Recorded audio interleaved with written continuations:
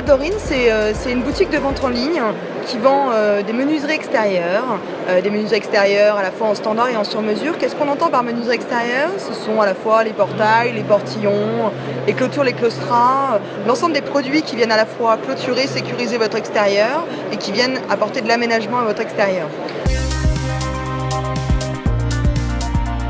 La plateforme, elle répond à deux grands enjeux du parcours consommateur.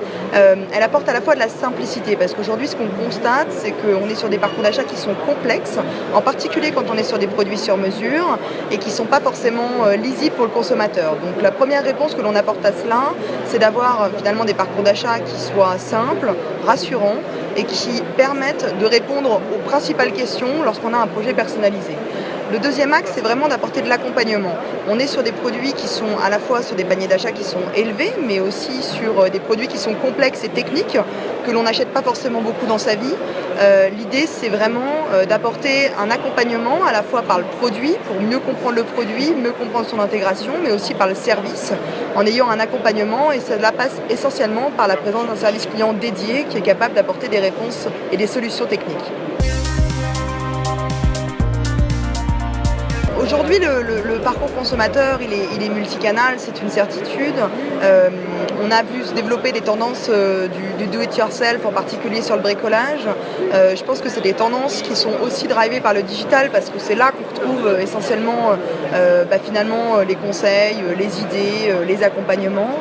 Je pense que le monde du bricolage aujourd'hui, c'est un monde qui est amené à se transformer, puisqu'il fait partie de ces quelques secteurs qui n'ont pas encore subi leur révolution digitale. Donc on a quand même encore des efforts à faire sur le sujet.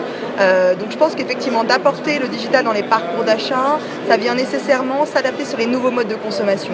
Le consommateur aujourd'hui, il est surinformé, il arrive en magasin, il sait déjà ce qu'il souhaite acheter, et parfois il arrive qu'il soit même plus compétent que le vendeur. Et c'est un peu à ces axes-là qu'on souhaite répondre aujourd'hui, en apportant une réponse qui soit spécialisée, ce qui ne peut malheureusement pas être le cas des grandes surfaces et des grandes enseignes de bricolage, parce qu'elles couvrent effectivement tout le périmètre de bricolage aujourd'hui.